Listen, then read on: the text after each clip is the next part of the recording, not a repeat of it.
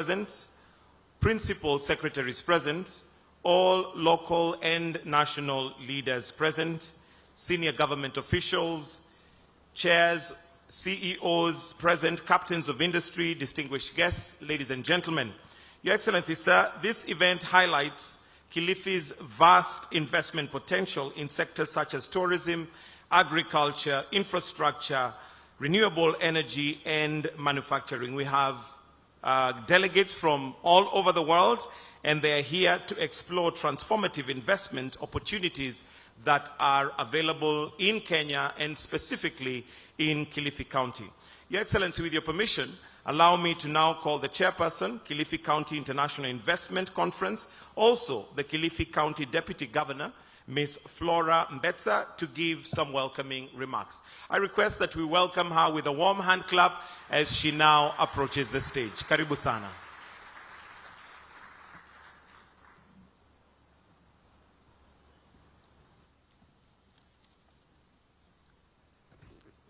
Thank you.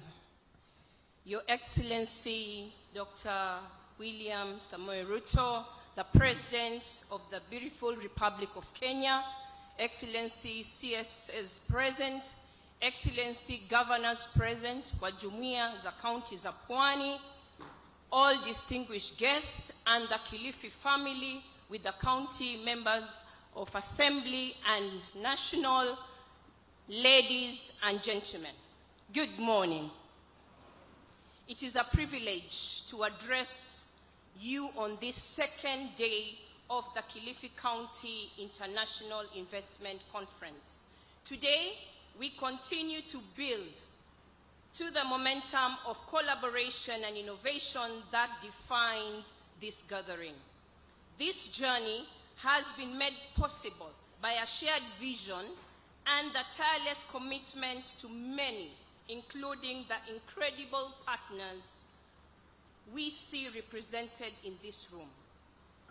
Kilifi's strength lies not just in these abundant resources, but in its people, their resilience, their creativity, and ambition.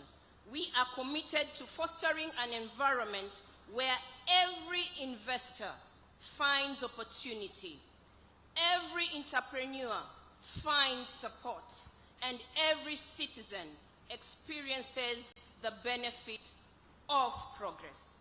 This conference, ladies and gentlemen, is a testament of our intention to work within partnerships to accelerate economic growth. Your Excellency the President, please allow me to invite a partner who will paint a picture of our collaborative effort with the development partners. On stage, I would love to call Mr. David Gosney, the Mission Director of USAID, to come up the stage.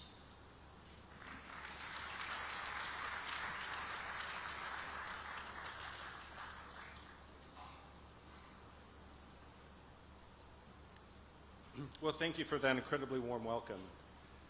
And President William Ruto, it is an extreme honor to be here with you today with my friend, the Governor of Kilifi County, and his counterparts, governors from Mombasa and Kwale, along with your CS for investment and so many other of your officials.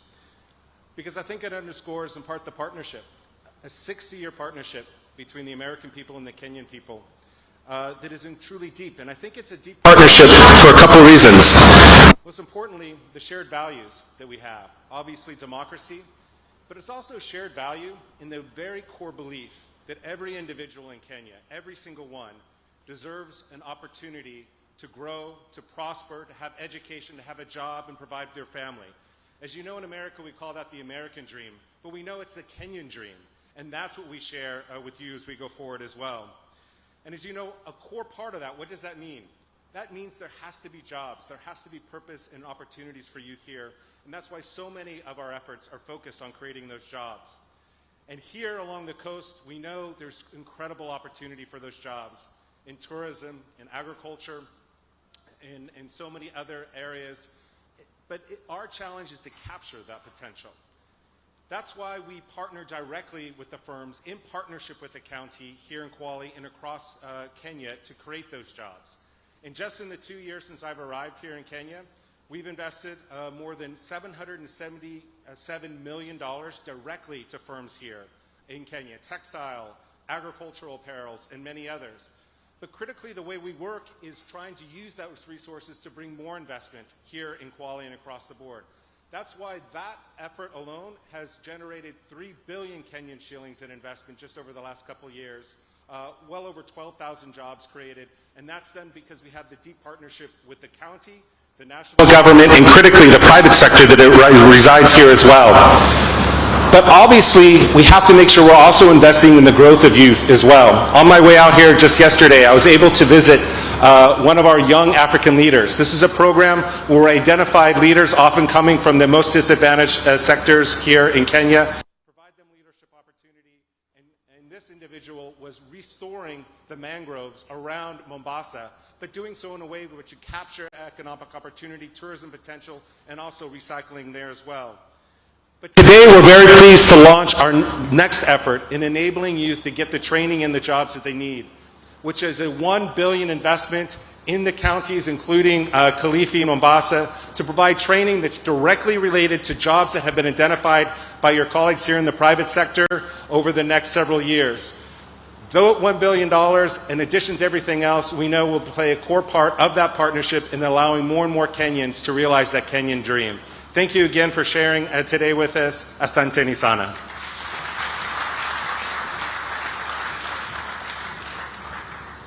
Thank you, thank you.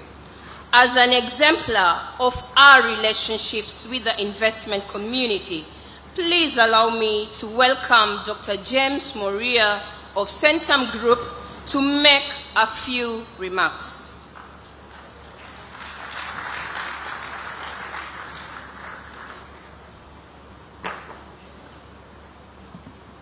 Your Excellency Dr. William Samoei Ruto, the Governor of Kilifi County, Gideon Mung'aro, distinguished guests, it's an honor and a privilege to speak to you today on behalf of the investors in Kilifi County on this historic occasion. And I want to begin by acknowledging the exemplary leadership of the Governor of this county, Governor Gideon Mung'aro, for your vision and collaborative approach that you've engaged with investors. Your Excellency, on behalf of the investors in this country, I also want to thank you for your leadership in maintaining macroeconomic stability. Inflation has come down, probably to its lowest levels in several years. The currency has stabilized, and interest rates are trending lower. These efforts have laid the foundation for investments that we see today and that are yet to come. Your Excellency, Centum is one of your Kenyan champions, and I wanted to share with you a few of the things we've done in this county to support your government in its vision. We believe in turning challenges into opportunities. And some of the challenges investors face is infrastructure readiness, the process of approvals, the process of securing titles. And that's why we invested in acquiring 10,000 acres of land in Kilifi, in Vipingo, created a mixed-use master planned development, and we've so far catalyzed investments in excess of $100 million, developed housing, contributed to the tax base, paid more than 500 million shillings in taxes, provided scholarship opportunities for more than 450 students, and worth at least 120 million. Your Excellency, in furtherance of your policy, we've made an application for part of this land to be a special economic zone, and hopefully soon the same will be granted so that we can catalyze even more investment in this particular region. Your Excellency,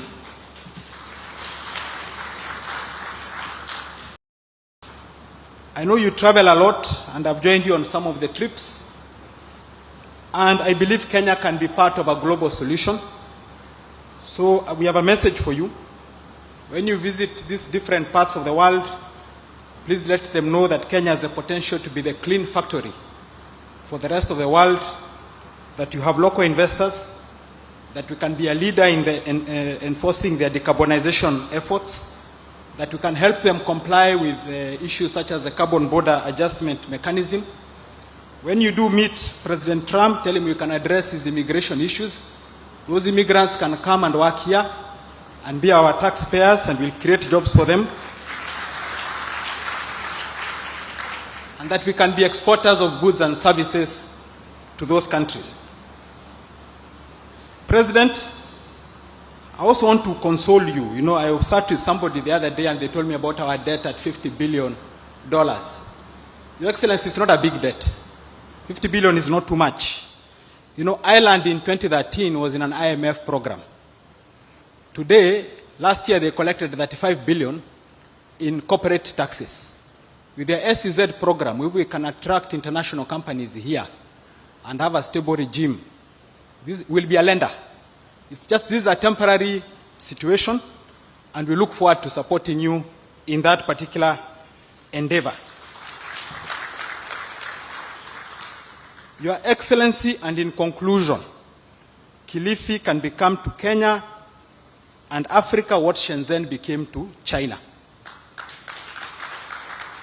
Shenzhen transformed from a small fishing village into a global economic powerhouse, growing its GDP from 160 million to over 400 billion. I am confident with your leadership, we can bend this arc of history. Our past does not have to be our future. I wish you all the best. We wish you God's blessings, and thank you very much for your inspirational leadership. Asanteni. Thank you, Senator. Your Excellency, with your permission, let me recognize the top leadership, both in the county and national. We have the MCAs, we have the cabinet, and we also have the National Assembly. I want to call on stage on their behalf, Owen Bayer, to come on stage, kindly.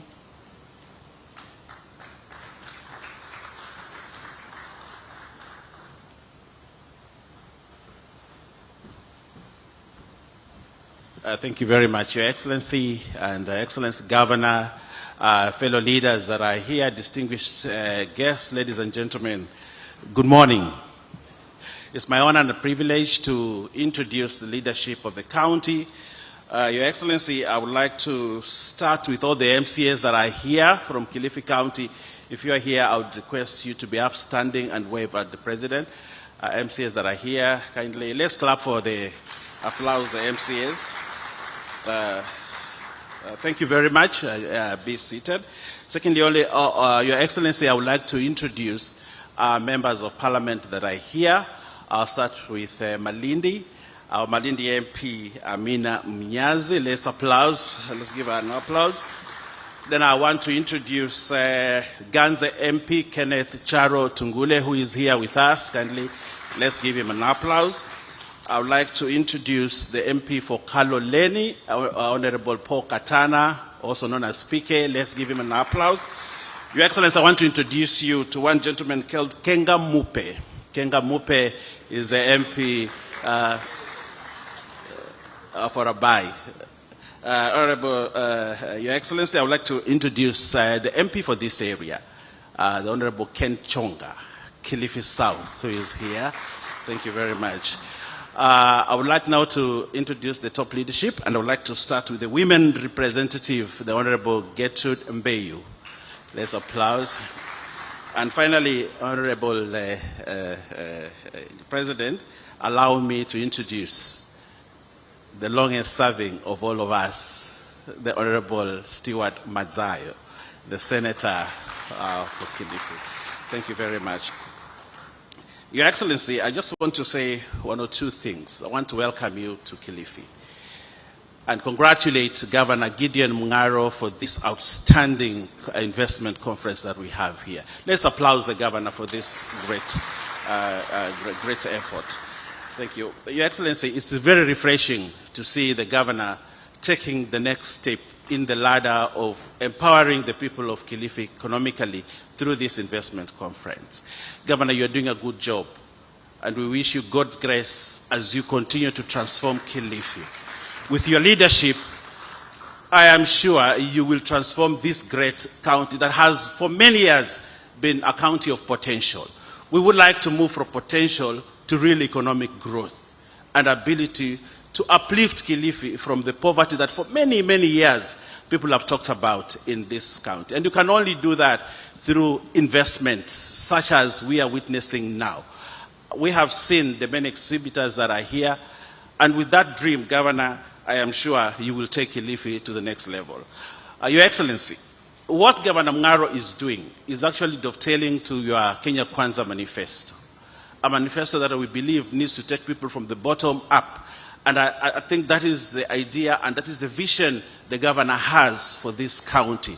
And therefore, as leaders, and I want to speak on behalf of the leaders, as leaders, we have no choice but to support what the governor is doing here and what Your Excellency is doing for Kenya, so that we uplift the lives of these people. With the many investments that are here, the many youth that are saying they do not have jobs, the many households that sleep hungry, the many children who cannot go to school, we have an opportunity to transform this county, Your Excellency, so that all these people are able to move forward.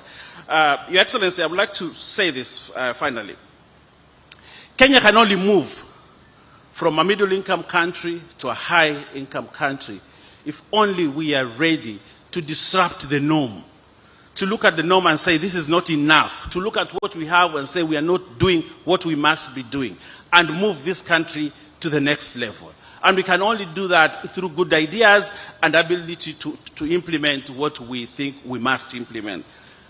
Your Excellency, this county for many years we have talked about the squatter problem.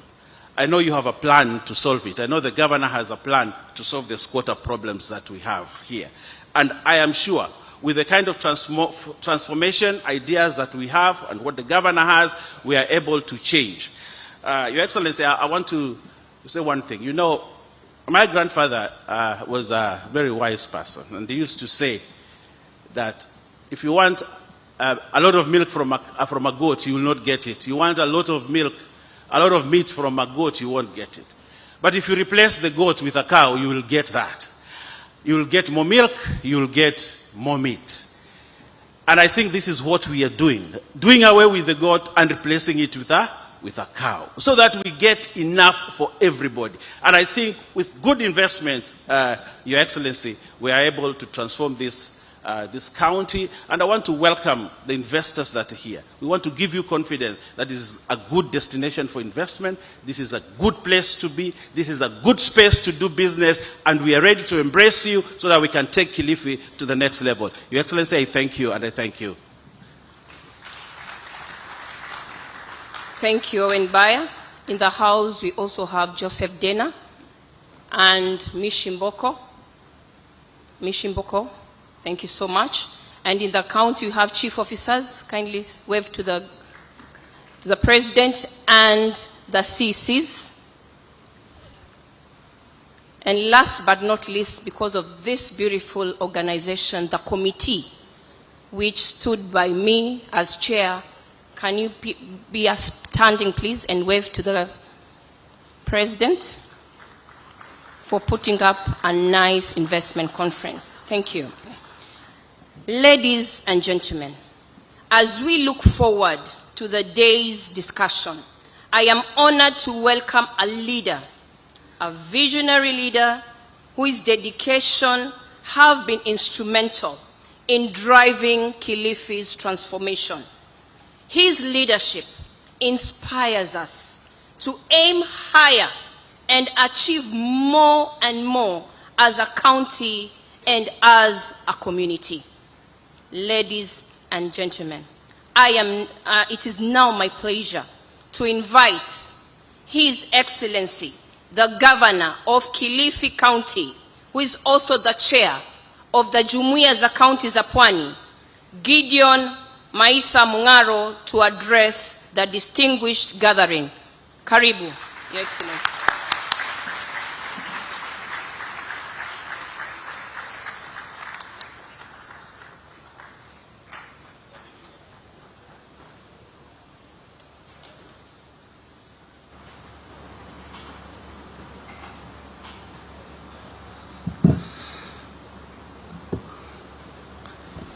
Your Excellency, the President of the Republic of Kenya and Commander-in-Chief of the Defense Forces, the Senate, Speaker of the Senate, Cabinet Secretaries present, the Diplomatic Corps, and our partners and investors present, good morning. Your Excellency, before I start my speech, allow me, because I have only two of my colleagues, the rest are either on the way, so they'll miss this opportunity. Allow me to invite my two colleagues, my sister, the Governor of Kwale, and the Governor of Mombasa, my brother Abdul Swamad, to have a minute to say something before I proceed. With your permission, Your Excellency. I'll start with Abdul Swamad. We go with the numbers, 001, then 002, then I finish 003.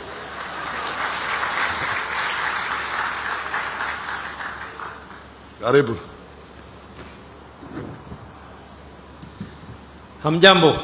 Hatujambo. Your Excellency, ningeongea lugha ya hapa Kigiriama, lakini watu wataona pengine tuwasengenyana. Kwa hivyo nipe nafasi niongee Kiswahili. Na kabla sijaongea Kiswahili kwa sababu tuko na wageni. One, I take the opportunity to congratulate my brother. We have come a very, very long way together from the times when we served our people as members of parliament and now as respective governors. The cooperation between myself and Governor Mungaro supersedes just a brotherhood. The fact that we have counties that are economically interdependent, counties that our boundaries are nothing else but seamless, and this is an amazing. The growth of Kilifi is the growth of Mombasa.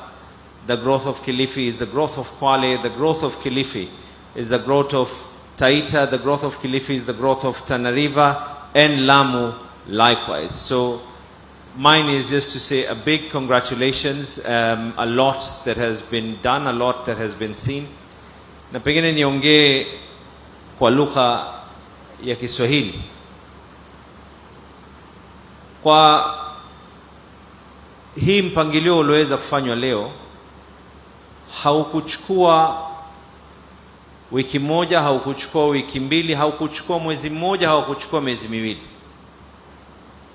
Na ningeomba watu waweze kuolewa ya kwa ukiona chaolea ujue kimeundwa. Mazungumzo ya konferensi hii Gavana Mungaro amekuwa nayo kwa muda takriban mwaka mzima. Na mimi namshukuru Gavana na kuwaomba na kuwasihi kila mmoja aliyoko hapo nje. Roma haikujengwa kwa siku moja, lakini ilijengwa. Mambo yakifanyika hayafanyiki kwa funga macho na kufungua, lakini mwisho yafanyika. Na nchi haijengwi kwa kila mmoja kuweza kutusiana. Nchi hujengwa sio kwa sisi kuzungumza ikawa hatuelewani, lakini sisi kwa sisi kuzungumza katika hali ambayo kwamba tutaweza kuelewana. Na nikuchukue tena fursa kuweza kukaribisha, najua baada ya siku mbili rais tutakuwa na wewe Mombasa kwa shughuli za Iala pamoja na wageni wako wengine, na kuchukua fursa kumwambia ndugu Governor Mungaro, congratulations once again. Kongole. Asanteni sana. Thank you. Allow me, Your Excellency, to invite Governor 002, our sister, Governor Achani.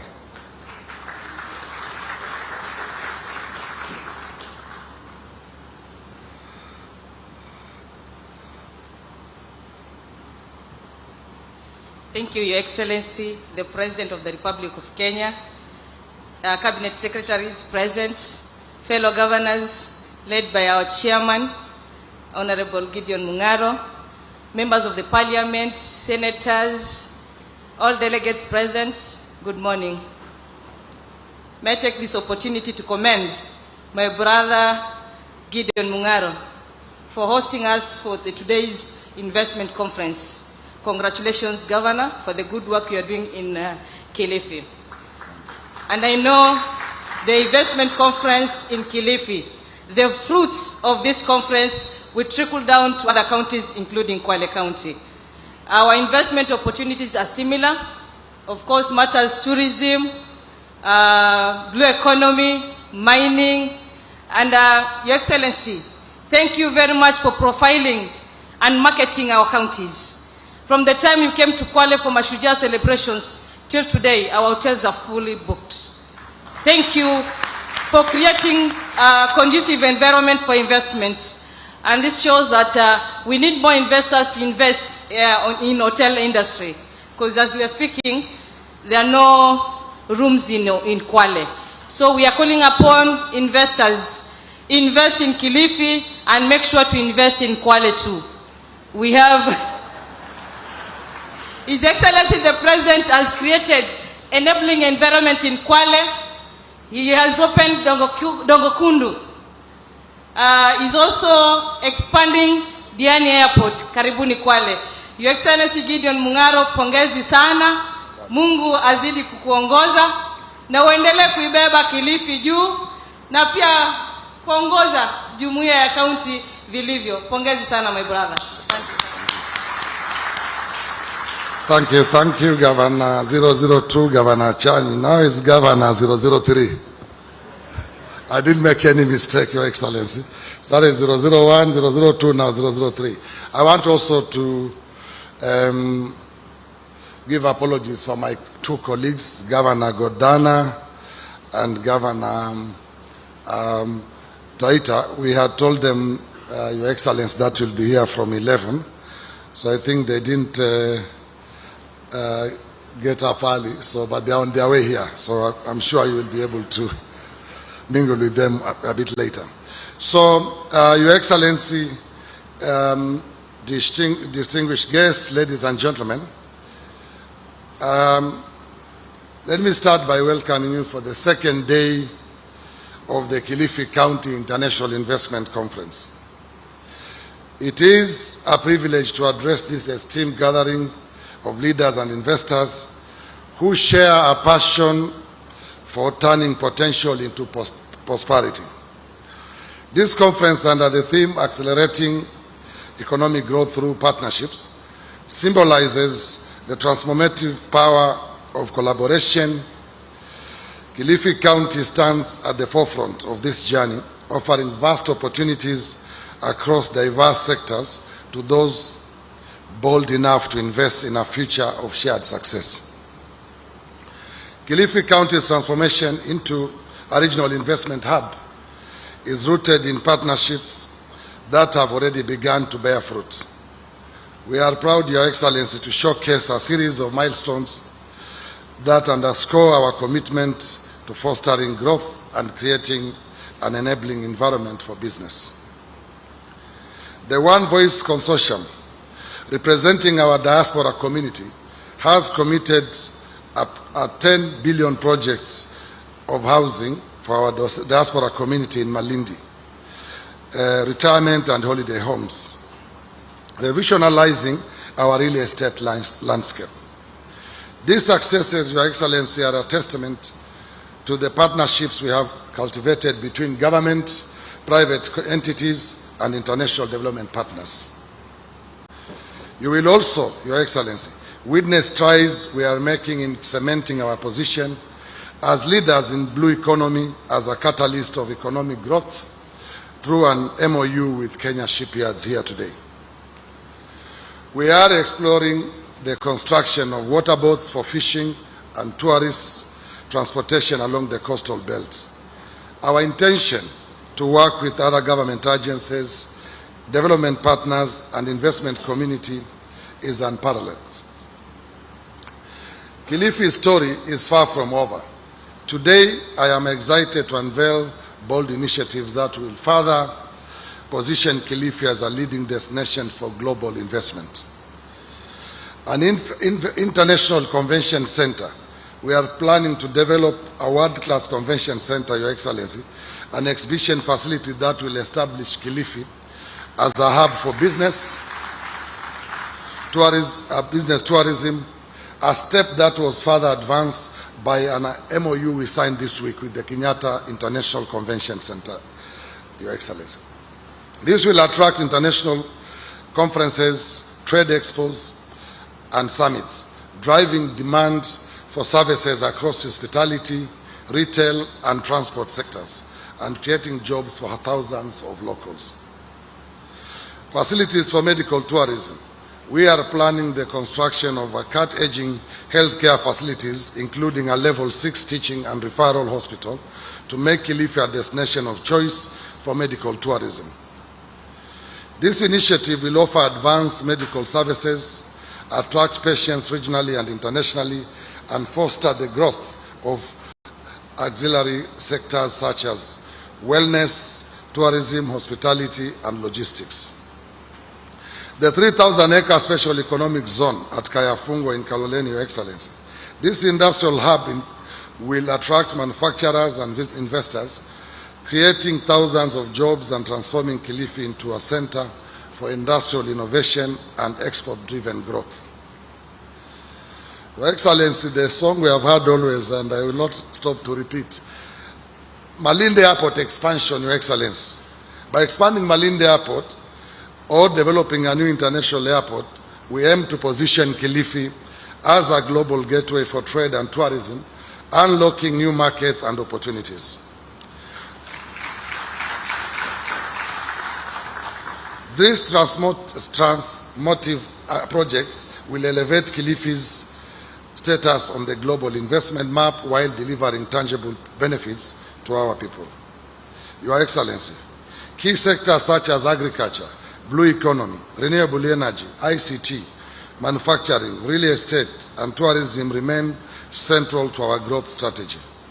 Kilifi's agriculture sector is diversifying through value-added processing for fruits, nuts, seafood, and livestock products, with immense potential for export. In the blue economy, investments in sustainable fisheries and aquaculture are unlocking the wealth of our marine resources. Renewable energy. Projects are not only addressing local energy needs, but aligning with global sustainability goals, making Kilifi an ideal destination for green energy investments. On the real estate and tourism are thriving with high-end projects such as the Vipingo Ridge, redefining the standards for luxury and ecotourism.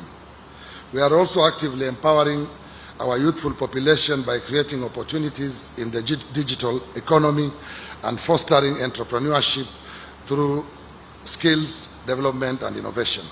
Ladies and gentlemen, Kilifi County is a land of immense potential, ripe for investment and ready to deliver exceptional returns. We are committed to maintaining a business-friendly environment with streamlined processes, robust infrastructure, and a culture of trust and collaboration. To our current partners, thank you for your confidence in Kilifi. To prospective investors, I invite you to join us on this remarkable journey. Together, we can shape Kilifi into a beacon of opportunity, innovation, and shared prosperity.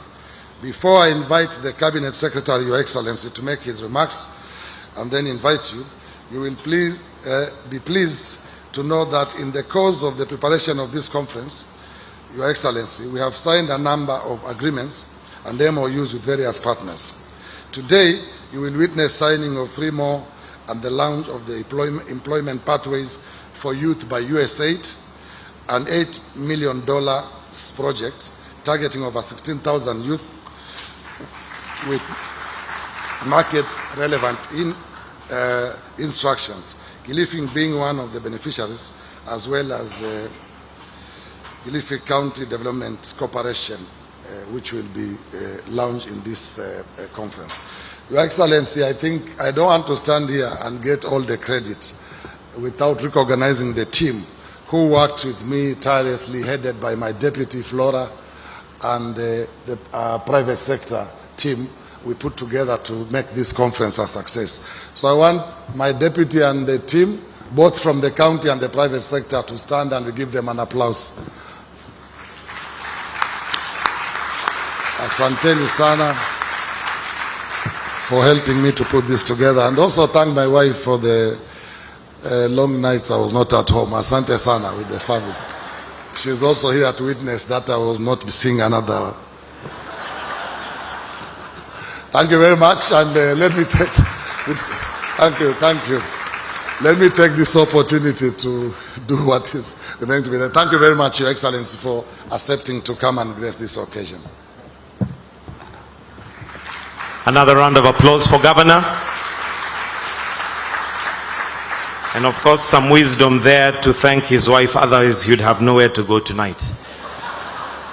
Your Excellency, sir, the MOUs that are going to be signed are 3 of them, and they're in this order. We'll start with the Kenya Shipyard Limited, which will be signing this together with Kilifi County.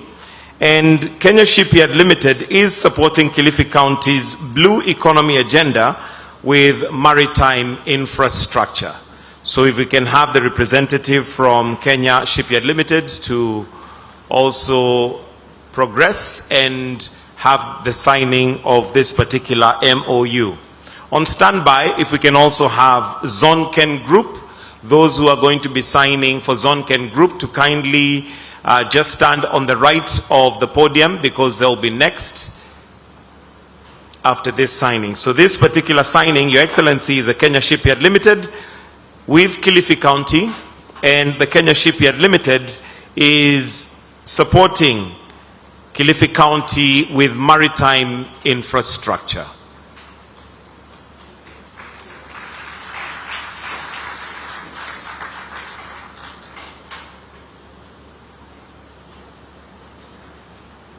If I may also request that the photographers be ready. Once they are finished with the signing, we'll have one photo with them before we move to the next group, which is Zonken Group, signing together with Kilifi County. So we can stand up for the photo opportunity.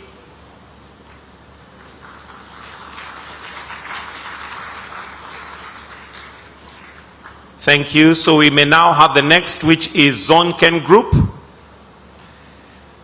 And Zonken Group with 2 MOUs, one for the infrastructure development of 3,000-acre special economic zone in Kaloleni, and the other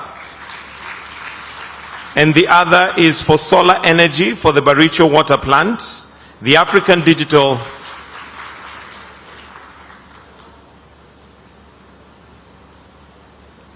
So the 2 MOUs for Zonken is for 3,000-acre special economic zone in Kaloleni, and the other for solar energy for the Baricho water plant.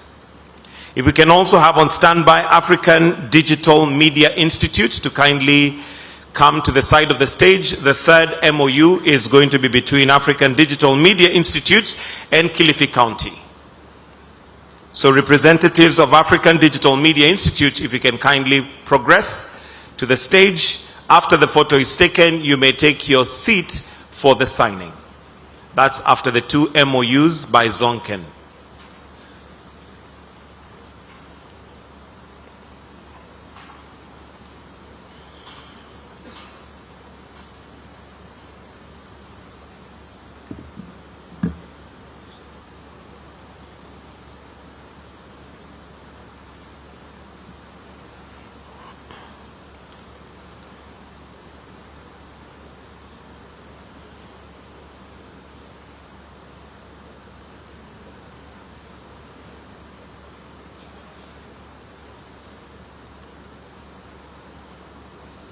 And once that is done, you may stand up for a photo opportunity. I believe we already did one with Zonken. So we may progress to the next group, which is the African Digital Media Institute. African Digital Media Institute, who are signing this again with Kilifi County. Your Excellency, the African Digital Media Institute hopes to train over 1,000 creatives to monetize their talent with Centum.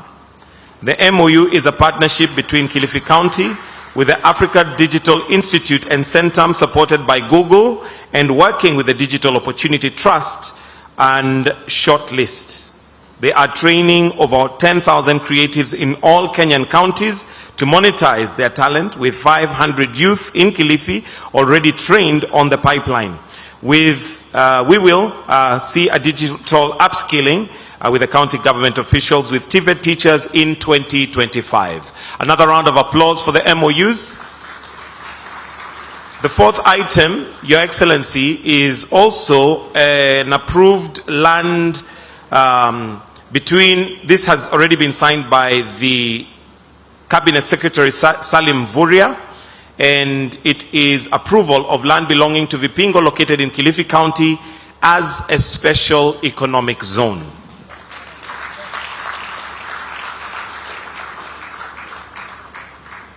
So on this, we'll have this particular certificate handed over to Centum, and this will be done by the Cabinet. Okay, we'll stand guided. All right, thank you very much. Governor, you may come and invite the Cabinet Secretary. Welcome, sir.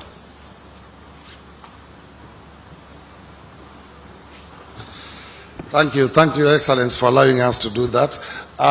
Now it's my single honor and pleasure to invite our brother, Cabinet Secretary for Trade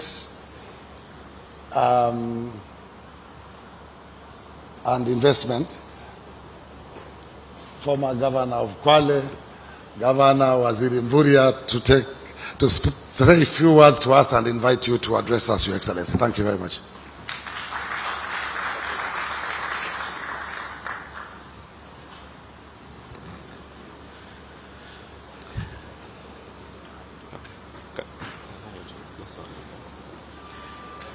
Thank you very much, Your Excellency Governor Mungaro. Your Excellency Samoei Ruto, President of the Republic of Kenya and Commander-in-Chief of the Defense Forces, His Excellency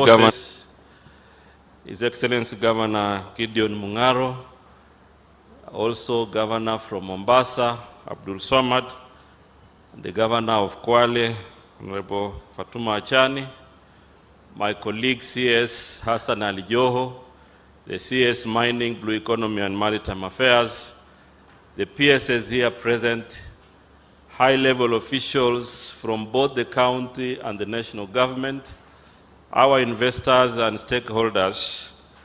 Your Excellency, allow me to take this opportunity, first of all, to recognize other key leaders in our midst. I want to recognize, first of all, my colleague, Hassan Ali Joho, who is here with us. I also want to recognize PS Abubakar Hassan, the PS in charge of investment promotion, PS Dr. Alfred Kombudo, the PS in charge of trade. We also have senior Dr. Francis Atuoli, Secretary General Kotu, who is in our midst. I also want to recognize former Cabinet Secretary Najib Balala, who is also joining us here, and many other leaders, and now also the Speaker of the Senate, His Excellency Right Honorable Amason Jeffa Kingi, also a senior leader in this county. Your Excellency, before I make a few remarks and invite you, allow me, Your Excellency, because investment is a whole government approach. I would like to request that I also invite my colleague Hassan Ali Joho to also make brief remarks, and then we continue with the program. Karibu sana, Waziri.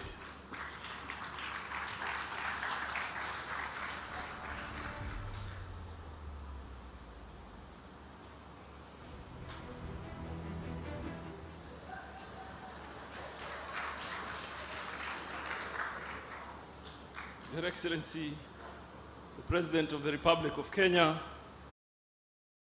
President William Samoei Ruto, my colleague CS Salim Vuria, Honorable Members of Parliament, Excellency Governors, allow me, Your Excellency, to begin first of all by congratulating Governor Gideon Maitha Mung'aro for inviting us for this very momentous occasion. This really, for me, is an important conversation and largely a game changer on our economic conversation in our region. Your Excellency, I wouldn't want to take so much time. I know presentations have been made and you're likely to give us a lot more information. But I want the Kenyan people to know that in Kilifi here, there is, number one, enormous potential in the area of mining. Your Excellency, in Kilifi, probably in the entire coastal region, besides where Governor 002 comes from, I think in the deposits of limestone, you are competing. And therefore, we are now hosting one large cement factory. I have licensed very recently another one that will set up here in the Chonyi area with the support of the area member of parliament. Your Excellency, Ken Chonga is the one that brought investors to me. And I want to appreciate his effort. Your Excellency, in Kilifi here, we have witnessed after the air geological, physical, geophysical survey was done, there were many occurrences, but we are aware that there's huge deposits of manganese, lead, and obviously almost 40 or 50% of the salt that is consumed in the country comes from Kilifi, Your Excellency. There is also, you know, Your Excellency, since you appointed me as CS for mining, I'm learning a new mineral every day. So there's a mineral called phonolites that has tremendous potential here. Obviously, silica sand, because of the production of cement on where Paul Katana and Kengamupe come from. Every house probably that you see in Kilifi, the coral building block is locally produced.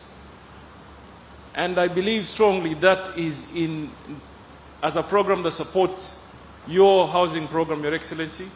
And I want to encourage that we organize more young people, put them in cooperatives, and encourage them to manage the process as well and be able to create some wealth.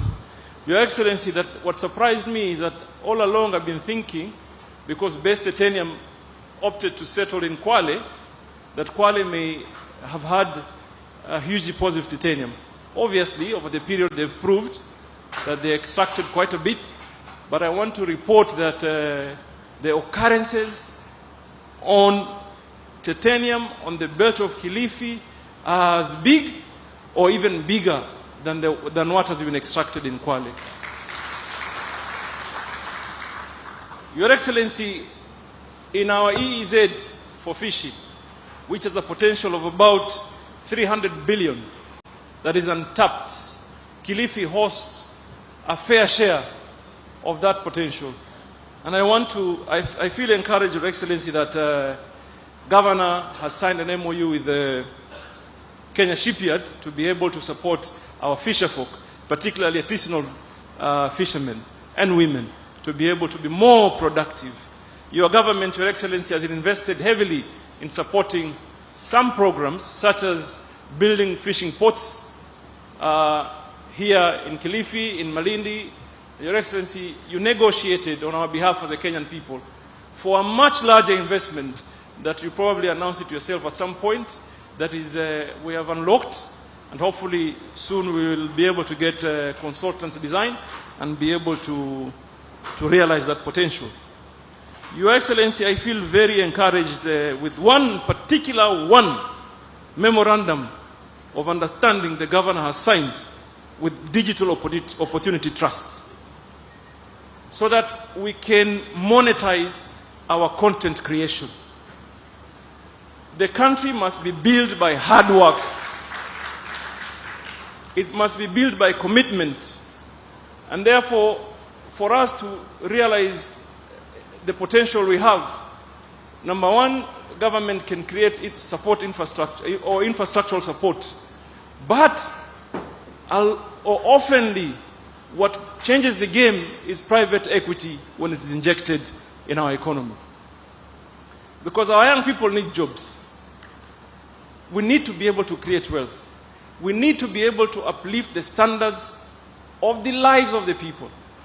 That can only be realized by true hard work.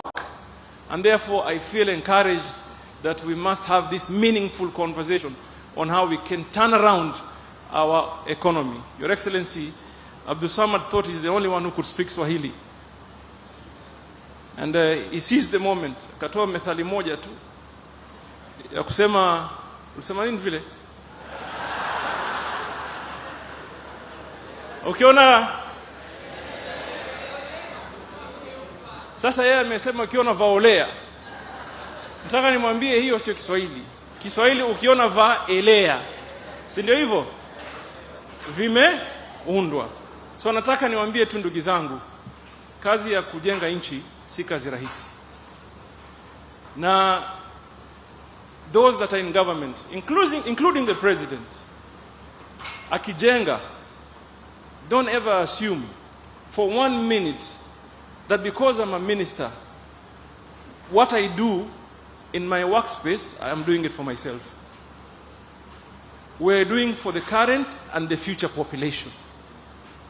So it is important that we all realize that every Kenyan, in one way or another, they have a contribution to make. And I want to urge all of us, we sell our country positively. We sell our country positively. And I want to repeat some sentiments I said earlier. I was with the president in New York.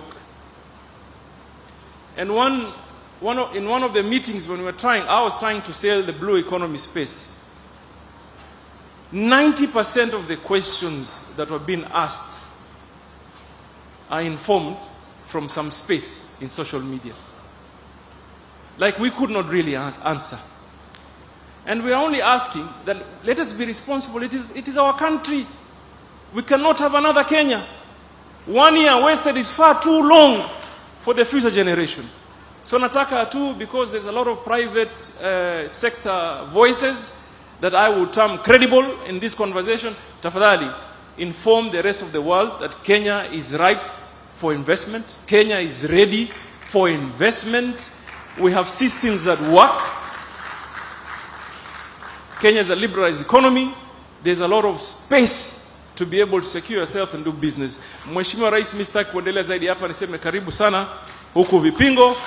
And Governor, you've showed us the way. Mungaro. I hope the next one we'll be able to invite the president to do a Jumuiya one because you are interdependent. Nikutakie kila laheri, Governor, na nikwambie me and you have discussed in certain areas of potential in mining.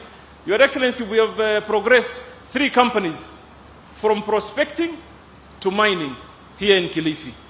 And they have reported to us they are likely to employ not less than 6,000 of our young people. So hopefully when they are backing around, Your Excellency will allow, I'll invite you to come and officiate. Mwenyezi Mungu awabariki na wawalinde. Thank you very much.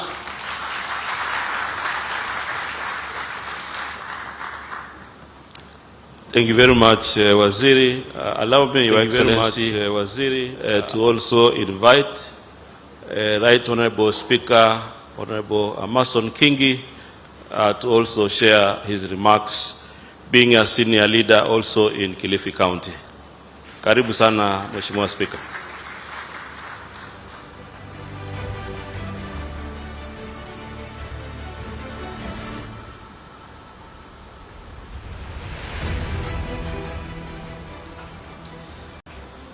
Your Excellency Dr. William Samoei Ruto, the President of the Republic of Kenya, my brother Honorable Gideon Mungaro, Governor Kilifi County, Cabinet Secretaries present, Honorable Members of Parliament, other governors from neighboring counties, members of County Assembly, representatives of partners and investors, distinguished guests, ladies and gentlemen.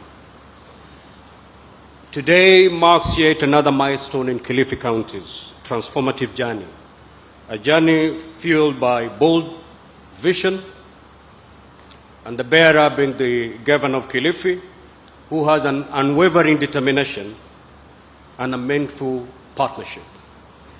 This gathering of minds and resources under the theme Accelerating Economic Growth through Partnership reflects Kilifi's readiness to step into its destiny as a hub of innovation, investment, and growth, not just for Kenya, but for the region and the world.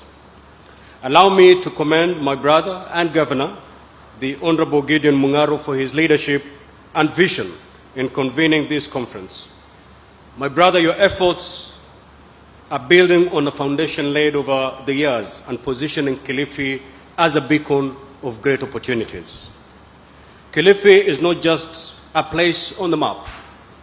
It's a story of resilience, rich culture, and endless possibilities. Few counties in Kenya are strategically endowed as Kilifi. From its breathtaking coastline and vast blue economy potential to its agricultural riches and renewable energy prospects, Kilifi is a place where opportunities meet ambition. Our history reminds us of Kilifi's pioneering spirit. It is here that Christianity and education first took root in Kenya, at Rabai. It is here that seafarers and explorers left a legacy of trade and commerce. And it is here today that we convene to reimagine Kilifi's future as an investment hub. But beyond this, beyond its resources and history, Kilifi's greatest asset is its people, the youthful, skilled, and hungry for opportunities. They are ready to partner with investors to create businesses that uplift not just Kilifi, but the nation at large. Your Excellency, ladies and gentlemen, our Constitution, through Article 174, established devolution to bring governance and development closer to our people. But the promise of devolution cannot be realized by government alone. It requires collaboration with the private sector to unlock resources, expertise, and innovation. As a former governor of Kilifi, I can attest to the transformative power of investments.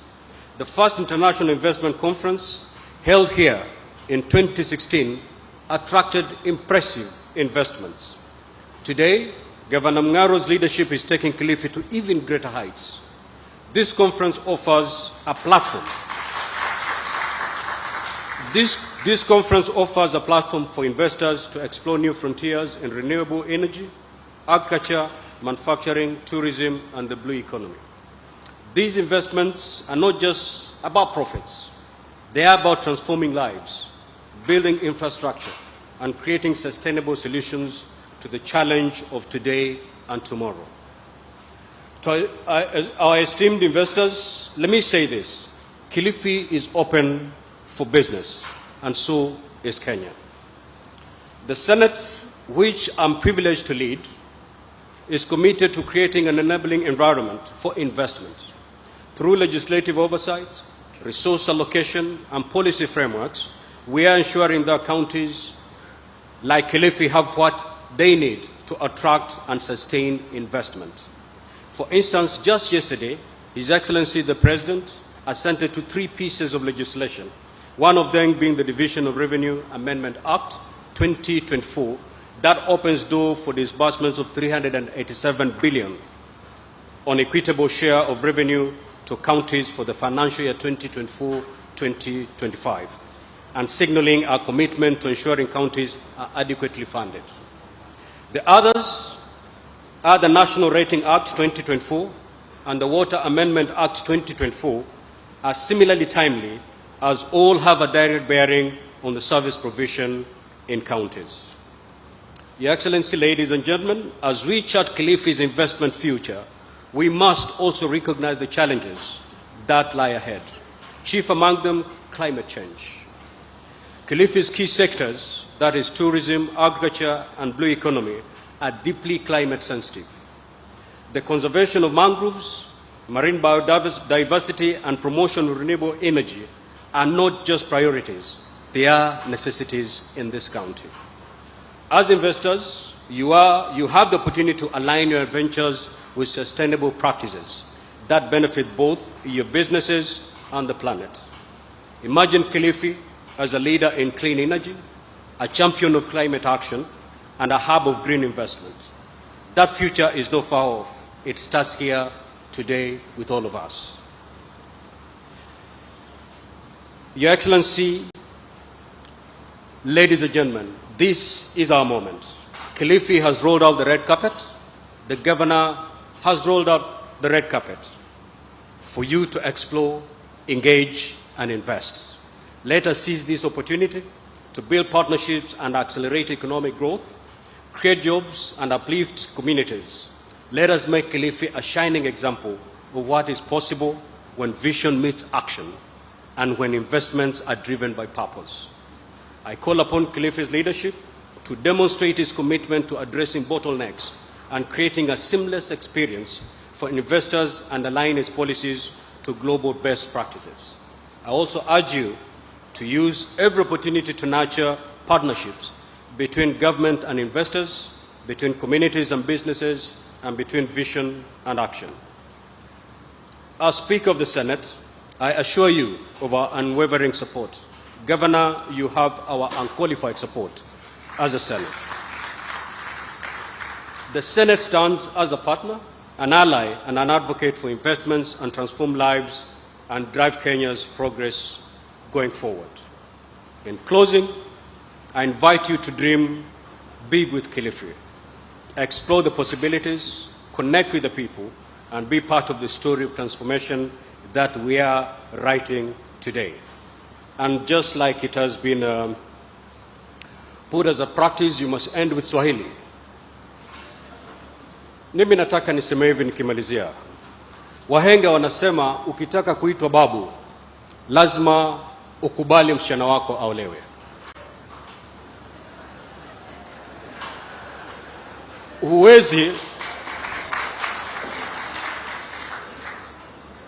Huwezi kutaka kuitwa babu na kila siku wavulana wakija pale nyumbani unawafukuza. Governor Mung'aro ametia sahihi makubaliano na kampuni kadha wa kadha. Na kuna kitu ambacho kimemfurahisha kwamba sehemu ya Kaloleni kuna ardhi zaidi ya ekari 3,000 ambayo wenyeji wako tayari itumike kwa minajili ya maendeleo. Itakuwa ni jambo la kufadhaisha la aibu kwamba governor ataenda mbio kama vile tumeona akitembea. Aweke mikakati, aweke ruwaza yake mbele, halafu wakati anakuja nyanjani anapata vizuizi. Wawekezaji waje na wakose pahala pa kuweka zile investment zao. Kwa hivyo ikiwa kweli tunataka kukumbatia hawa wawekezaji na ikiwa kweli tunataka maendeleo ije Kilifi, hatuna budi wakati wawekezaji wakija, vile vitu ambavyo wanahitaji lazima tusipeane. Tusiwe kama yule mtu ambaye alikuwa anataka kuitwa babu lakini binti yake hataki kumwoza. Kwa hiyo mengi machache, Mwenyezi Mungu atubariki sote. Asanteni sana.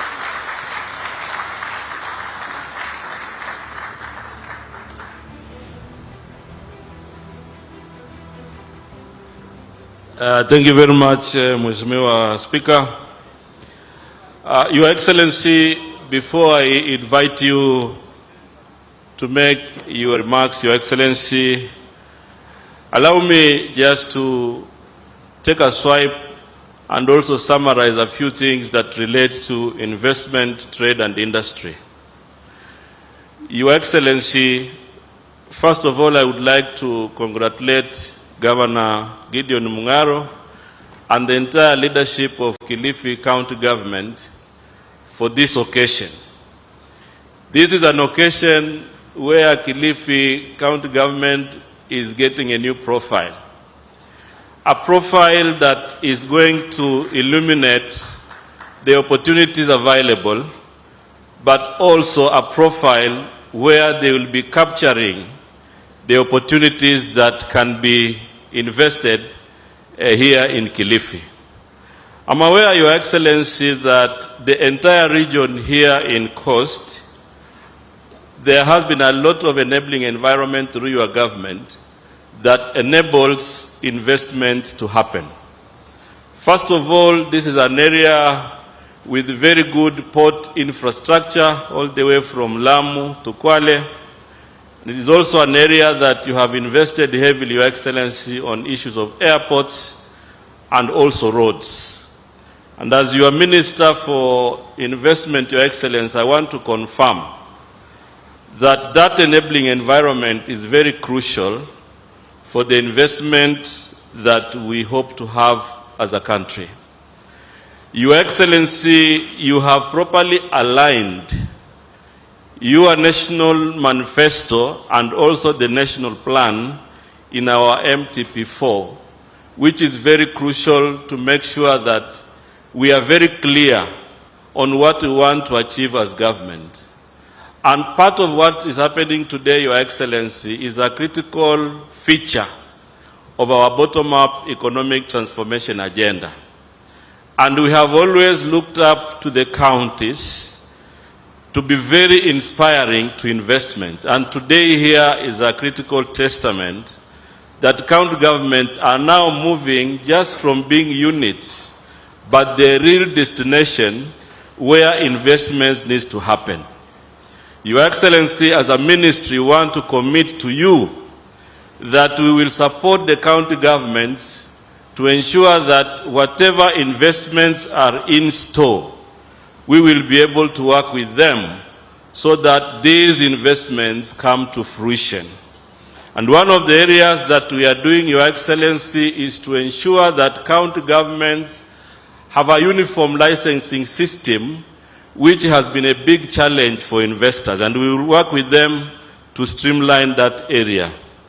The other area that we will do as part of capacity building is to ensure that we work with county governments to develop county competitive index, which will then be able to allow them to be aware of what they have, but also have a strategic intervention on how they are going to harness those opportunities in the counties. The other area we'll be working with county governments, Your Excellency, is on the area of regulation.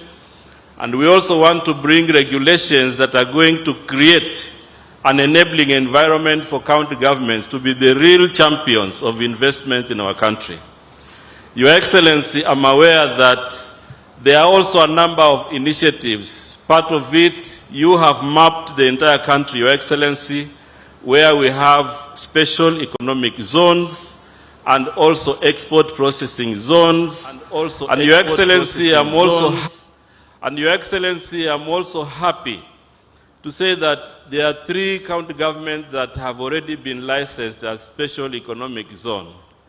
And the one for Kilifi, since we are here, Your Excellency, I want to confirm that we've already received the papers, and within a very short time, Your Excellency will process them so that we gazette the areas that they are requesting. Your Excellency, I think the other issue I want to say to all Kenyans, investment also comes with the enabling environment. And part of what you've already done, Your Excellency, as part of transformation, you have profiled this country, Kenya, globally as a very progressive country, as a country where we can have a critical mass of all of us to change not just Kenya, but the entire Africa. And that you have done, Your Excellency. You have also created an enabling environment economically by making sure that the shilling has stabilized against other foreign currencies. Your Excellency, our diversity in terms of culture is also our advantage. Your Excellency, you are the African champion on greening Africa. And that is why you are the chair of African Green Initiative. And as a ministry, I want to tell all the investors in the green sector, we also have incentives when you are investing in green. We have tax rebates and other things that we will do when you provide compliance for green investment. The other enabling environment, Your Excellency, that enables investment is the issue of national unity. National unity is critical for us because it gives a country the stability that is required. And the broad-based government, Your Excellency, is very impactful in terms of stabilizing our country. Your Excellency, this you have done, and I want to rally all Kenyans to ensure that we support His Excellency the President on this project of uniting Kenya. It is a project that is going to be very useful in ensuring that we get the jobs that we require and all the other things that we want to do for Kenya's prosperity. Your Excellency, I don't want to say much because today is your day. But I also want to say that here in the Coast region, we have a lot of potential that can really change this country, and the entire Kenya is full of potential that can also be very useful in the world. So Your Excellency, kwa sababu sitaongea sana, nataka tu kumalizia hapo, lakini niweze kumshukuru sana gavana wa hapa, Mheshimiwa Gideon Mung'aro, na viongozi wote ambao wameweza kufanikisha siku hii ya leo. Ni siku ambayo hatuwezi kuichukulia kimzaha. Ni siku ambayo iko na historia na ni siku ambayo ina nafasi nzuri ya kubadilisha maendeleo na uchumi wa sehemu hii. Mheshimiwa Rais, sisi tutaendelea kukuunga mkono katika hizi juhudi za uwekezaji na mambo ya viwanda. Kwa sababu jambo lingine mzuri umefanya Mheshimiwa Rais, umefungua soko Afrika nzima. Kupitia mpango wa African Free Continental Trade Area, tumefungua soko mpya ya population ama idadi ya watu bilioni 1 na milioni 400. Umefungua soko kule Ulaya kupitia ule mpango wa Economic Partnership Agreement ambao tunatekeleza.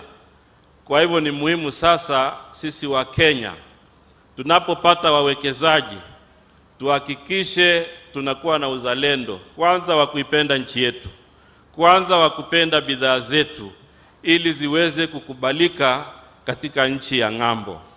Mheshimiwa Rais, nichukue tu nafasi hii niwaulize kila mmoja wetu be upstanding, and we welcome His Excellency the President to come and speak to us. Karibu sana Mheshimiwa Rais, na kabla uanze hotuba yako Mheshimiwa Rais, niruhusu tu nikuombe tupatie barua wale wawekezaji wa Centum ambao walikuwa wameomba muda mrefu lakini siku yao ni leo. Yule Managing Director, tafadhali kuja hapa mbele tuweke hii jukumu ya kihistoria. Asanteni sana, Mungu awabariki.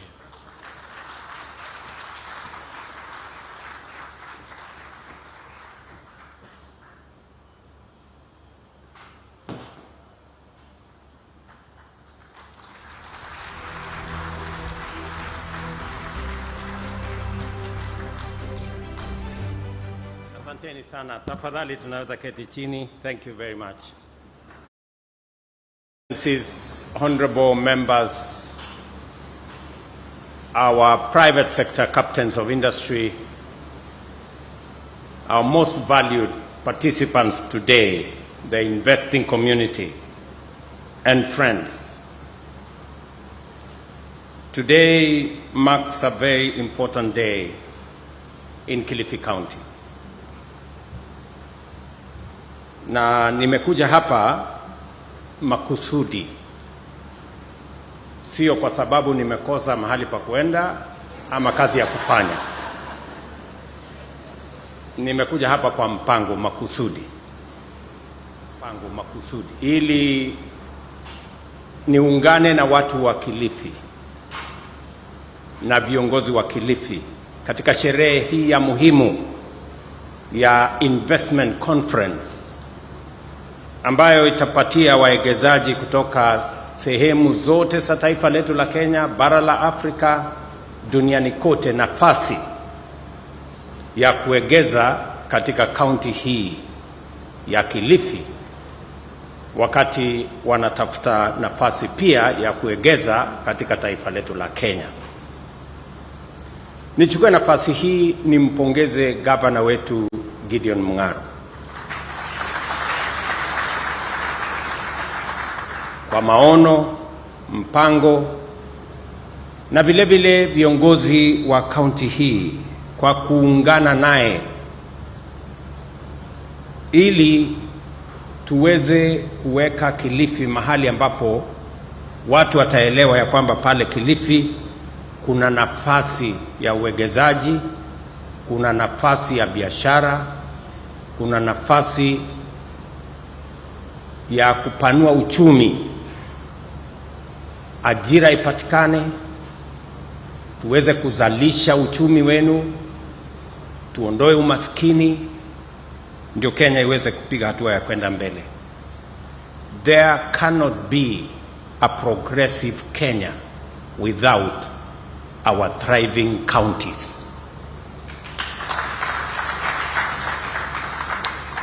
It is therefore a privilege for me to be in the midst of this esteemed gathering of local and international investors, leaders from all levels of public sector, both national and within our counties, and stakeholders at the inaugural Kilifi County International Investment Conference, a groundbreaking event to showcase Kilifi County as a premier investment destination for Kenya, East Africa, and the world.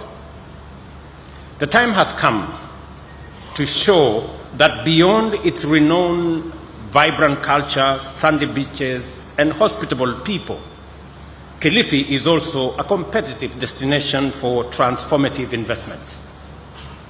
This conference demonstrates that our counties are not only capable of leading, but are already driving the transformation of Kenya's socio-economic landscape. Today, as we shine a spotlight on Kilifi's immense potential, we gather to reaffirm our commitment to building an economy where prosperity is shared from the bottom going up. Devolution has provided us with a unique opportunity and the capacity to empower our grassroots by unlocking untapped socio-economic potential.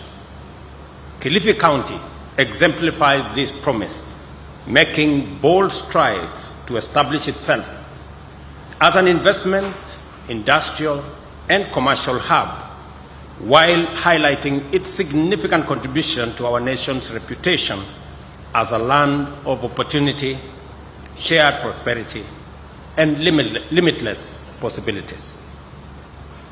The government of Kenya remains steadfast in its commitment to ensuring that all counties across Kenya harness their unique endowments and capitalize on their undeniable potential to attract investment and emerge as powerful engines of our national growth and development.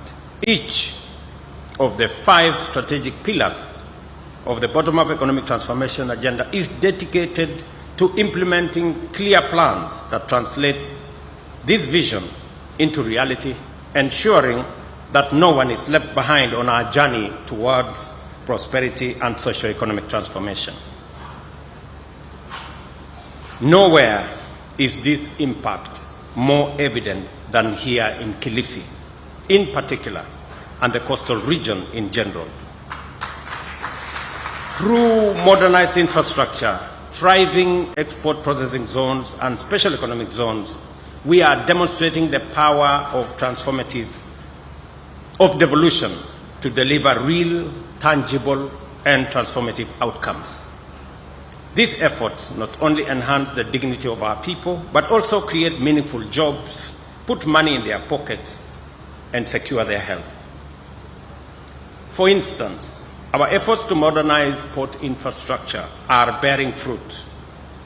The Port of Mombasa, a critical gateway for trade, has seen cargo throughput rise from 33.8 million metric tons in 2022 to 35.9 million metric tons in 2023, with container traffic increasing by 12% to 1.6 million units. Similarly, Lamu Port, now fully operational, handled 27,000 metric tons of cargo from 36 vessels in 2023, and recent upgrades, including the installation of modern gantry cranes, have enabled it to handle 3 ships simultaneously today. Reduced tariffs and extended free storage periods have further enhanced its appeal, driving growth and opening new trade corridors. The indirect effects of these developments are felt across our local economy. Faster delivery of goods have improved supply chains, benefiting small-scale traders, while expanding port capacity and the establishment of special economic zones around our country. For Kilifi's farmers and fisherfolk, these advancements translate into higher incomes, better job security, and increased participation in global trade. I am very proud that today we have issued the approval letter to Vipingo Special Economic Zone, a 2,000-acre facility that I am informed by the partners of Centum, our friends from Arise, and I'm sure they are here. Watu wa Arise wako area? Are they here? They are Arise people? Oh, right there. Great friends of Kenya. I am confident about their investment potential and capacity to turn around the space we have in this rare Vipingo area as a special economic zone facility. I must commend the people of Kilifi, specifically the people of Kaloleni and the people of Kayafungo, for having the foresight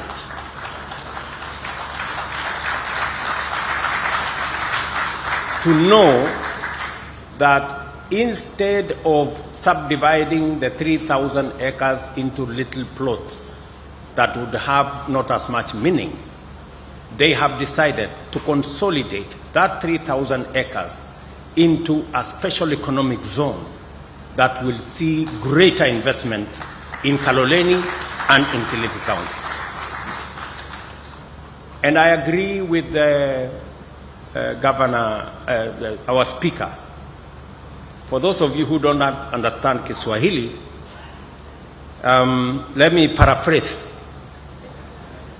the Wahenga story he told us. Speaker Kingi has told us, if you want to be a grandfather, you must allow your daughter to be married. Otherwise, you can't be a grandfather. So, if we want to see the transformation that we want, we must allow land in Kayafungo to be made a special economic zone. That is how we are going to create the jobs of the future. That is where we are going to create the economy of the future and the wealth of the future. It is just as simple as that. And it speaks to many of our projects in Kenya. Those who stand in the way of many of these projects, they are delaying our opportunity to be called grandfathers. You know? So I'm really, I'm very happy and I'm very proud of the people of Kilifi. I am very proud of the county government of Kilifi, the MCAs who are here, who are supporting your county government, supporting the initiatives, the investments that are being pushed by your county governments. It is the right thing to do. many people will tell you, why are you not opposing Mungaro is doing this? Why don't you oppose this? Why don't you oppose that? Let me ask you to do the right thing. If something is right, say it is right. If something is wrong, let us say it is wrong. But let us not play petty politics on everything. We have a country to look after, and you people have a county to mind and to develop and to grow. So I must commend the leaders in this county. I see the leaders in this county from across the divide, the political divide. They are working together on matters that are important to the people of this county. You must stand together and assist this county. Ndio nasema nimefurahi sana kuona ya kwamba katika kaunti ya Kilifi kuna watu wazalendo wa kaunti hii ambao wanaelewa maana ya waegezaji na miradi na mipango ambayo itasaidia kukuza uchumi wa kaunti hii ya Kilifi. Na mimi nataka niwaeleze serikali ya Kenya itasimama.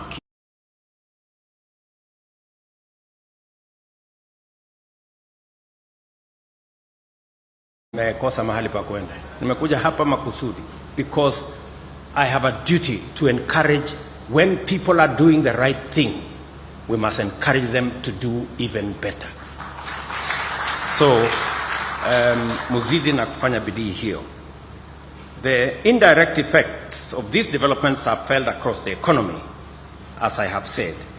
Through our collective efforts, these infrastructure achievements are being transformed into opportunities that uplift communities and sustain livelihoods. Kilifi County has steadily evolved into a hub for thriving export processing zone. Notable farms include Nuts and More Processing, East Africa, which you all know, which employs 405 workers to process cashew nuts for export. For a very long time, we wanted an export facility, and we're going to support this company to make sure that it does more. Let me also inform the county government of Kilifi that we have resources in our commodities fund that can support seeds and growing of cashew nuts in Kilifi County. If you apply to our commodities fund, we want a partnership between the county government of Kilifi and the national government. We will support your new varieties, new investments in coconut growing that will help support the export of coconut economy in this county.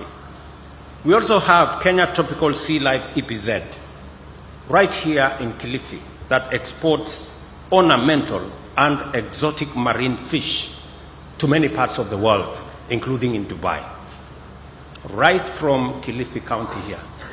Again, we will work together to see to it that we provide the necessary environment for the expansion of these facilities that already exist in this county, not to mention Fuhua Kenya EPZ Limited that produces knitted fabrics and undergarments with 747 employees already here.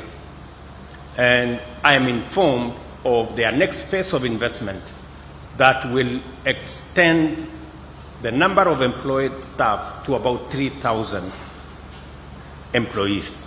When I was in China 2 years ago, we engaged this company. I am very happy that today in Kilifi there is an investment and the young people of Kilifi have jobs and we are expanding our export into the global market. And also to mention the Mega Apparel Industries Limited manufacturing woven clothing and providing jobs to 3,300 people, again here in Kilifi. It speaks to the opportunities that can be unlocked in Kilifi. These are just, but to mention a few. the EPZ facility that will now be created here in Vipingo, and the one that will be operationalized in Kayafungo will double the capacities that I have mentioned here significantly. And it also speaks to our overall plan, as was said by Minister Mvurya, what we are doing in Sagana, EPZ, what we are doing in Muranga, EPZ, what we are doing in Nakuru, what we are doing in Eldoret, what we are doing in Busia, and what we will be doing in the other areas, including the one I mentioned day before yesterday in Taita Taveta County, including all the other facilities that we are working on. This is what we must do. We must work together as leaders to unlock the potential that exists in our country. To enhance local participation and increase the value of exported products, the government has initiated flagship EPZ facilities, I have said, in Busia, Eldoret, Muranga, Kirinyaga, that are all over 90% complete in construction. And additionally, through the promotion of special economic zones, Kenya has listed or licensed 39 EPZs, with 10 located within the coastal economic bloc, whose initiatives are driving economic growth and creating jobs while strengthening Kenya's export capacity. And let me say this, ever since we had our EPZ in 1990, up to 2002, we had 13 investments. In the last 2 years, we have doubled those investments by another 11, and there are another 6 in the pipeline. And we are doing this intentionally because it not only creates jobs, but it also enhances our export capacity and making sure that Kenya plays in the right league. I am pleased and I commend Centum for the 2,000-acre special economic zone here in Vipingo, and I am confident that Centum PLC, a publicly listed company with over 36,000 shareholders, and Arise integrated industrial platforms will work together and unlock the true potential of the 2,000-acre special economic zone here in Vipingo. With construction scheduled to begin in early 2025, is that correct, my good brother Moria? Correct? The Vipingo Free Trade Zone is set to host over 200 industries across key sectors, including agro-processing, manufacturing, IT, logistics, green energy, and pharmaceuticals. And I want to encourage the minister to make sure that whatever hurdles stand in the way for that investment are removed so that we can unlock that potential and create jobs. This investment is projected to create at least 10,000 new jobs over the next few years, and this zone offers fiscal incentives, sustainable energy solutions, and state-of-the-art infrastructure empowering MSMEs and fostering local supply chains and advancing Kenya's industrialization agenda. Beyond industrial growth, the national government is committed to revitalizing the tourism sector, both in the coastal region and across the country. Tourist arrivals in 2024 are projected to reach 2.5 million, up from 1.4 in 2022, signaling the dawn of a new era of excellence in Kenya's tourism industry. With an ambitious target of attracting 5 million tourists in the next 5 years, we are implementing innovative policies such as the visa-free entry program, which simplifies access for international visitors and solidifies Kenya's position as a premier global destination. Here in Kilifi, the resurgence of tourism is apparent with the refurbishment of hospitality facilities, ensuring the sector continues to sustain thousands of families while strengthening Kenya's place on the global tourism map. I was very pleased to hear the governor of Kwale tell us that there are no rooms available in the hotels in Kwale. That is the best news that we can get, that our hotel facilities are doing well, and we are looking for additional investors to invest in that space. It speaks volumes of the kind of intervention that we have put in place and the working together between counties and the national government, and also our tourism sector performance and the profiling that we have done for Kenya to make sure that people globally appreciate the position of Kenya as a country that is safe, a destination that has value, and a people that are warm. As Kilifi continues to urbanize, I encourage the county government to collaborate with the private sector to develop incentives that leverage the affordable housing program. I want to tell the people of Kilifi, in our own program, we have 10,000 housing units that are already lined up for Kilifi County under our affordable housing program.